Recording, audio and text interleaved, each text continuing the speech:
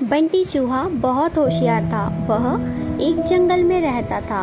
उसने अपना एक छोटा सा घर बना रखा था। जंगल के पास एक घर था। उसमें एक छोटा सा बच्चा रहता था। उस बच्चे के पास लॉन्ग बूट थे, लेकिन वह छोटे हो गए थे। उस लड़के ने वह फेंक दिए। बंटी चूहा, अरे ये जूते तो बहुत अच्छे हैं, मैं इनमें आराम से सो सकता हूँ।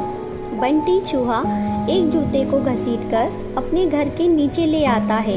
दूसरा जूता लाने की उसकी हिम्मत नहीं थी, इसलिए वह उसे वही साफ करके उसमें अच्छे से सोने का बिस्तर बना लेता है। फूलों से उसे सजाता है। बंटी बहुत खुश रहता है। जंगल के और जानवर उसे देखने आते थे। जानवर जब उसको देखते तो बंटी चूहा बहुत नखरे में अपने जूते पर चढ़कर बैठ जाता था। एक दिन नटखट कबूतर बंटी से मिलने आया। नटखट कबूतर, बंटी भाई, बहुत सुंदर घर सजाया है और इस जूते ने तो 4 चांद लगा रखे हैं। बंटी चूहा, सुन भाई, नजर मत लगा, मैंने बहुत मुश्किल से इसे सजाया है। तुम जैसों की नजर लगी यह खराब हो जाएगा। नटखट कबूतर, भाई मैं तो तुम्हें बधाई देने आया था, लेकिन लगता है तुम्हारा घमंड तो 7वें आसमान पर है। बंटी चूहा, मुझे किसी की बधाई की जरूरत नहीं है। मैं जानता हूँ तुम सब मुझसे जलते हो, क्योंकि तुम बाहर सर्दी झेलते हो और मैं इस जूते में घुसकर आराम से सो जाता हूँ। नटखट कबूतर बिना कुछ कहे उड़कर वापस चला जाता है। अब बंटी चूहा सारे दिन घूमकर खाना खाता और रात को अपने जूते में आकर सो जाता था। धीरे धीरे जंगल के सभी जानवरों से उसने बात करना बंद कर दिया था। अब उसका कोई दोस्त नहीं था। धीरे धीरे समय बीतने लगा। एक दिन रात के समय जंगल में तेज बारिश होने लगी। इस सब से बेखबर बंटी चूहा अपने जूते में आराम से सो रहा था। उसे बाहर के मौसम का पता नहीं लगा। बारिश का पानी बढ़ने लगा। जूते के तले में एक सुराख था, जिससे पानी जूते में भरने लगा। कुछ ही देर में बहुत सारा पानी जूते में भर गया। तभी बंटी चूहे की नींद खुली, लेकिन तब तक बहुत देर हो चुकी थी। पानी बढ़ता ही जा रहा था। उसे लगा कि वह अब मर जाएगा। बंटी चूहा जोर जोर से चिल्लाने लगा, लेकिन बारिश की आवाज में किसी ने उसकी आवाज नहीं सुनी। बंटी चूहे को अपनी मौत का सफर नजर आ रहा था। वह जोर जोर से उछलने लगा।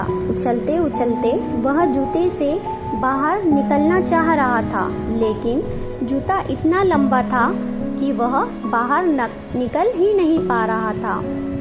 इधर दूर एक घोंसले में नटखट कबूतर अपने बच्चों के साथ बैठा था। नटखट कबूतर, बच्चों, लगता है किसी के चिल्लाने की आवाज आ रही है, कोई मुसीबत में है। उसने बाहर निकल के देखा कि आवाज उस जूते में से आ रही थी। वह तुरंत समझ गया कि बंटी चूहा जूते में फंस गया है। नटखट कबूतर बिना देर किए किसी तरह उड़कर वहां पहुंच गया। वह जूते के ऊपर बैठ गया। उसने देखा बंटी चूहा डूब रहा है।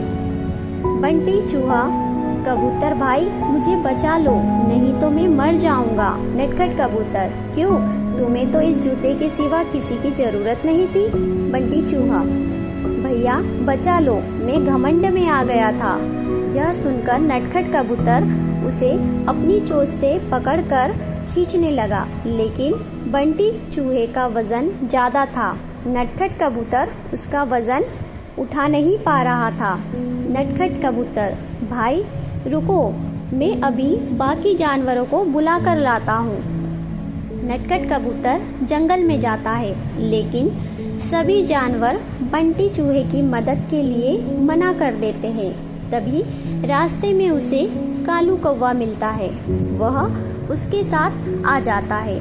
दोनों मिलकर बंटी चूहे की एक एक टांग चोंच में दबाकर उड़ जाते हैं और उसे ऊपर बने घर में रख देते हैं। बंटी चूहा अपने किए पर बहुत पछताता है। उसे अगले दिन वह जूते को खींचकर उल्टा कर देता है। उससे पानी निकल जाता है। उसके बाद वह उस जूते को घसीट कर ले जाता है और नदी में फेंक देता है।